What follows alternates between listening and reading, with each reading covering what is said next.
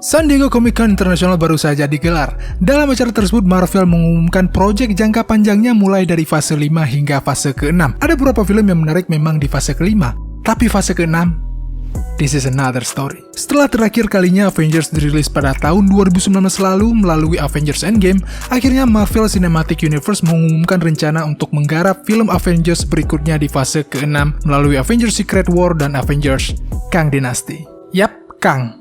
Siapa dia? Seistimewa itukah dia sampai-sampai dijadikan nama dari film ini? Ataukah nasib dia bakalan sama seperti Ultron, yang namanya juga disebut di judul film tapi ternyata malah bikin lawak?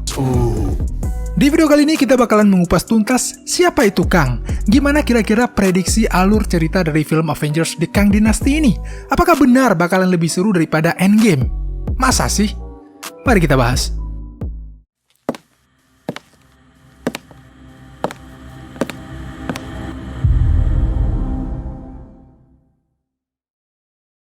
What are you so afraid of? Me. Kang the Conqueror merupakan nama panggung dari sosok Nathaniel Richard. Terkenal familiar? Yes, dia adalah keturunan dari Reed Richard. Nathaniel Richard pertama kali dikenalkan pada tahun 1963 melalui komik Fantastic Four, namun pada komik tersebut Nathaniel Richard dikenal sebagai Ramatut. Nathaniel Richard sendiri sebenarnya lahir pada abad ke-31. A variant of myself lived on Earth in the 31st century. Dia lahir pada Earth 6311. Diceritakan bahwa universe ini merupakan universe yang diisi oleh peradaban yang sangat maju dan tidak pernah merasakan masa-masa kelam seperti Perang Dunia, Perang Gaza, Perang Rusia, dan sebagainya. Mereka nggak pernah merasakan saat-saat Pertamax itu mahal dan Pertalite itu langka. Sehingga nggak heran jika mereka bisa menciptakan teknologi-teknologi canggih, salah satunya mesin waktu. Setelah menguasai mesin waktu, Nathaniel Richard yang saat itu masih berusia muda memiliki ambisi untuk menangkap salah satu mutan terkuat yang berasal dari peradaban Mesir kuno yang kita kenal dengan nama En-Sabanur. Namun sayangnya usaha tersebut digagalkan oleh tim Fantastic Four. Abis ngisengin peradaban Mesir kuno, di dalam perjalanannya berkelana, Nathaniel Richard bertemu dengan Dr. Doom. Dan dari pertemuan tersebut, Nathaniel Richard menciptakan sebuah kostum yang terinspirasi dari kostumnya Dr. Doom. Kemudian dia menamakan dirinya sebagai Scarlet Centurion. Dengan menggunakan nama yang mirip seperti nama perempuan tersebut, Nathaniel mencoba mengadu domba dua tim Avengers dari dua universe yang berbeda. Dan lagi-lagi, karena memang Nathaniel ini anak kemarin sore, dia akhirnya bisa dikalahkan dan Nathaniel keluar dari timeline tersebut.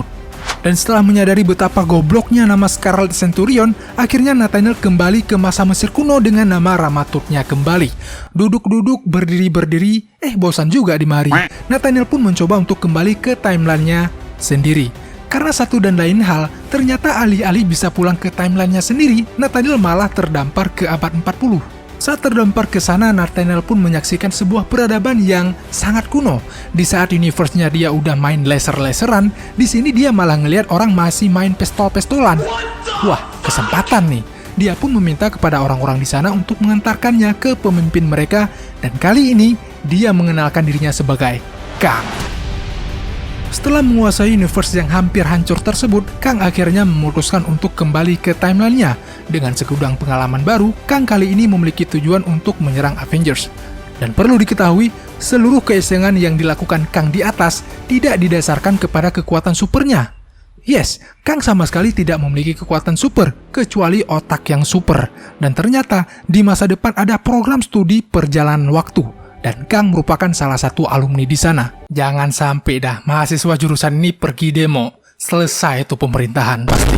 Nah, selain SPW, Sarjana Perjalanan Waktu, ternyata dia juga memiliki beberapa gelar lain di dunia engineering. Sehingga nggak heran dia sepinter itu dan secanggih itu. Dan berkat kecerdasannya, terciptalah kostum alay tapi powerful ini. Definitely si Kang harus ke Citayam Fashion Week. But what if by taking him out, we risk unleashing something even worse? Setelah mengetahui latar belakangnya, lantas seperti apa kira-kira peran Kang di film Avengers The Kang Dynasty? Menurut gue pribadi nih, film ini nantinya nggak jauh-jauh dari kelanjutan serialnya Loki. Salah satu varian Kang yang bisa dibilang baik hati adalah He Who Remain. Diceritakan bahwa He Who Remain inilah yang menyetop seluruh kerusuhan yang diciptakan oleh varian-varian dirinya termasuk Kang, menggunakan makhluk bernama Allied.